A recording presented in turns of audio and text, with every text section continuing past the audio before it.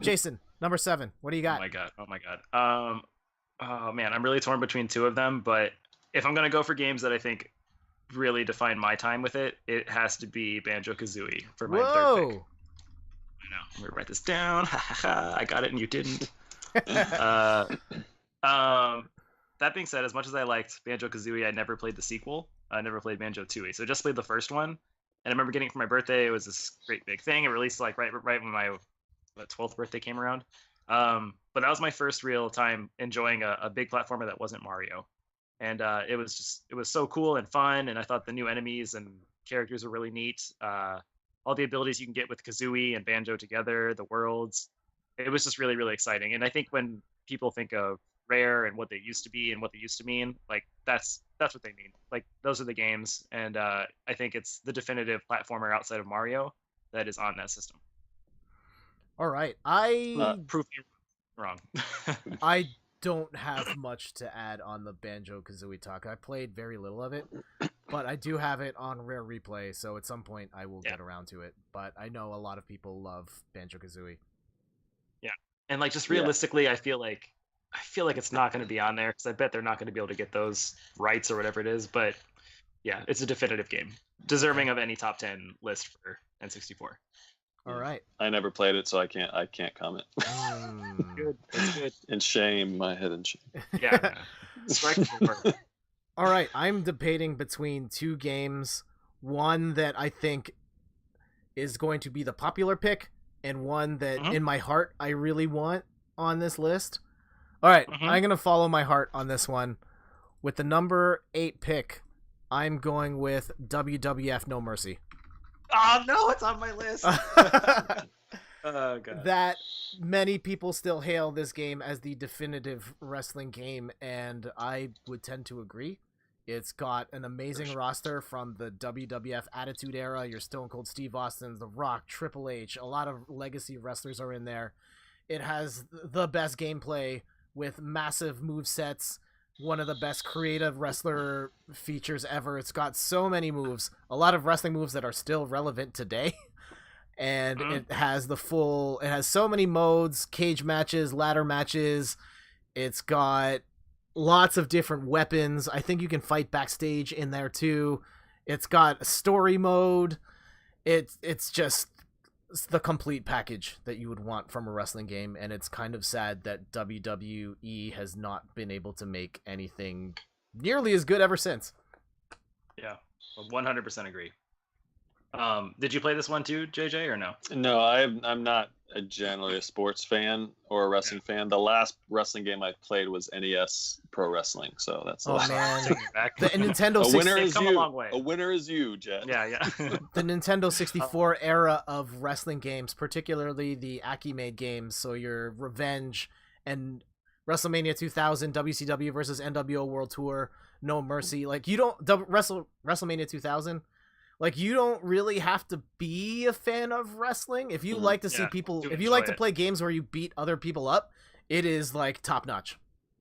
Yeah, that's good. And I think like my brothers and I have two other older brothers. We would play this game constantly, and we would always jump into like 40-man Royal Rumbles, like yes, for like 2 hours, like every night. And like, I remember having to pause it to go down for dinner and all that. But getting back to what you said earlier, Jet, like the creative player is really, really cool, and they obviously thought it through because they added a whole bunch of stuff like I think there's moves for like characters that aren't even in the game, like there's so signature many moves, but they're in the creative player, and like they obviously want you to make like, you know, Hulk Hogan or whatever. I don't remember who it is, but like they're there.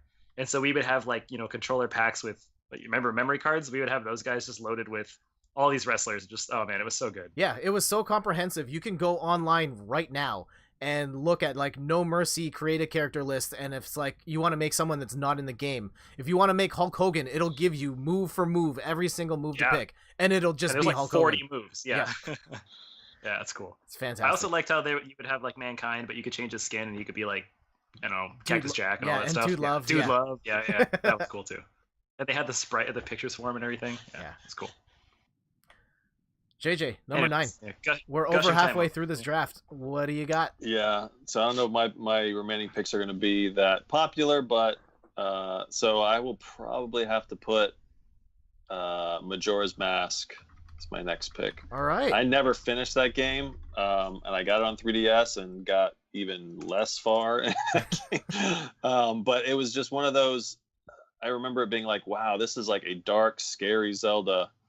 And man, the world is ending every 3 days, and this is kind of weird. But it was still Legend of Zelda though, and I think if they part of my choices when as I said, I didn't play a ton of N64 games, so I was kind of like I scrolled through that whole list to be like, which ones have I played? Let me just throw those on here as a reminder. But part of my list was like, okay, what did they do with the NES and SNES Classic? I loved what they did there. I'm like, they're probably gonna have to put the 2 Zelda games on there. They got to. And Majora's Mask, there's not really been a Zelda game like that since then. And it was like such a unique experience that, yeah, I mean, again, and some of these games have had remakes. So will they put those games on an N64 Classic? It's like, well, it doesn't matter. It'd be nice to have that original one on the N64. And it would still be, they generally kind of up-res these things a little bit, at least, 1080p, I think, right? But yeah, so that's I would put that. Obviously, it's lower on my list, but I'd say it's got to be on there on JJ's list, I should say. Yeah, totally agree with you. No arguments there. I've only played a few hours of Majora's Mask. I bought it on launch, and I played it for a few hours at the time and was like, this is really weird, and I don't like this time thing at all. I feel too much pressure, and then I never played it again. That's pretty much why I stopped. Yeah, it's too much pressure. Really? You both never beat it? Yeah. No.